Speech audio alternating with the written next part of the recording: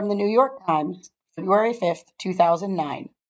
Science Found Wanting in Nation's Crime Labs by Solomon Moore.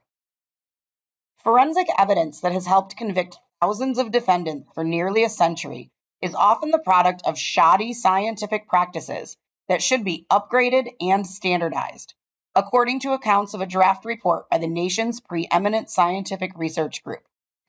The report by the National Academy of Sciences is to be released this month. People who have seen it say it is a sweeping critique of many forensics methods that the police and prosecutors rely on, including fingerprinting, firearms identification, and analysis of bite marks, blood spatter, hair, and handwriting.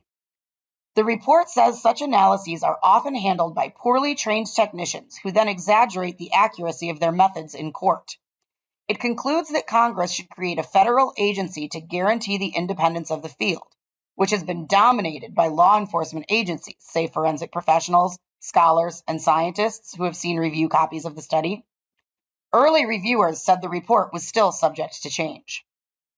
The result of a 2-year review, the report follows a series of widely publicized crime laboratory failures, including the case of Brandon Mayfield, a lawyer from Portland, Oregon, and Muslim convert who was wrongly arrested in the 2004 terrorist train bombing in Madrid that killed 191 people and wounded 2,000.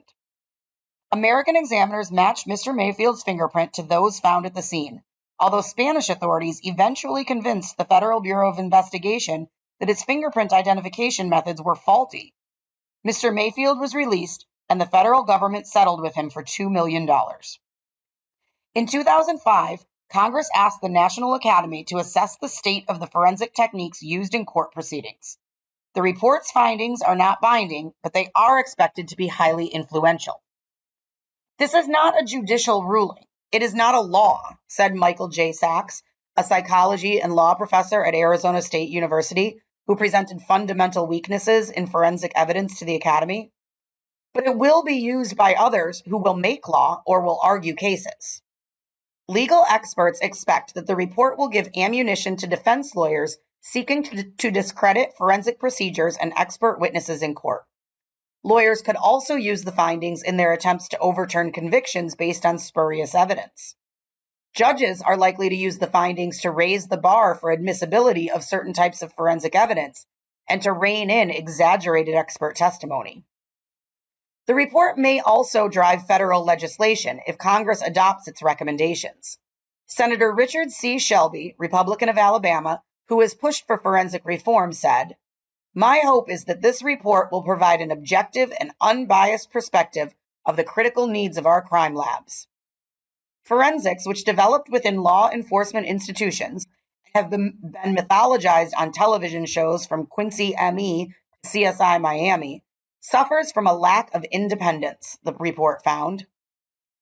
The report's most controversial recommendation is the establishment of a federal agency to finance research and training and promote universal standards in forensic science, a discipline that spans anthropology, biology, chemistry, physics, medicine, and law. The report also calls for tougher regulation of crime laboratories. In an effort to mitigate law enforcement opposition to the report, which has already delayed its publication, the draft focuses on scientific shortcomings and policy changes that could improve forensics. It is largely silent on strictly legal issues to avoid overstepping its bounds. Perhaps the most powerful example of the National Academy's prior influence on forensic science was a 2004 report discrediting the FBI technique of matching the chemical signatures of lead bullets at a crime scene to similar bullets possessed by a suspect. As a result, the agency had to notify hundreds of people who had potentially been wrongfully convicted. In its current draft report, the National Academy wrote that the field suffered from a reliance on outmoded and untested theories by analysts who often have no background in science, statistics, or other empirical disciplines. Although it is not subject to significant criticism in the report, the advent of DNA profiling clearly set the agenda. DNA evidence is presented in less than 10% of all violent crimes, but has revolutionized the entire science of forensics. While DNA testing has helped to free more than 200 wrongfully convicted people, DNA was a shock to police culture and created an alternative scientific model which promoted standardization, transparency, and a higher level of precision, said Paul Gianelli, a forensic expert at Case Western Reserve University School of Law, who presented his research to the National Academy. Enforcement officials, Mr. Gianelli said, chose to say they never make mistakes, but they have little scientific support, and this report could blow them out of the water. Peter J. Neufeld, a co-director of the Innocence Project, a nonprofit group that uses DNA evidence to exonerate the wrongfully convicted, presented to the Academy a study of trial transcripts of 137 convictions that were overturned by DNA evidence and found that 60% included false or misleading statements regarding blood, hair, bite marks, shoe print, soil, fiber, and fingerprint analyses. The courts have long struggled with the proper role of scientific evidence. In a 1993 landmark decision, Daubert versus Merrill Dow Pharmaceuticals, the Supreme Court held that scientific testimony had to meet an objective standard. Federal courts have occasionally excluded evidence like handwriting and hair analysis. Donald Kennedy, a Stanford scientist who helped select the report's authors, said federal law enforcement agencies resented intervention of mainstream science, especially the National Academy, in the courts.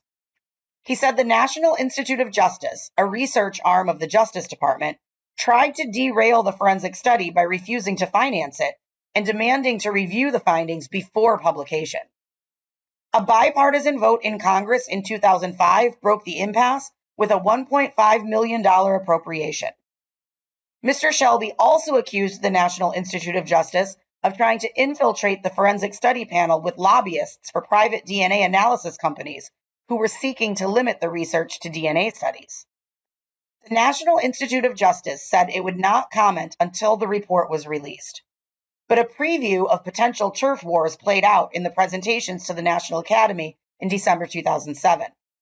A forensic expert from the Secret Service blasted the FBI for developing questionable techniques on an ad hoc basis without proper research.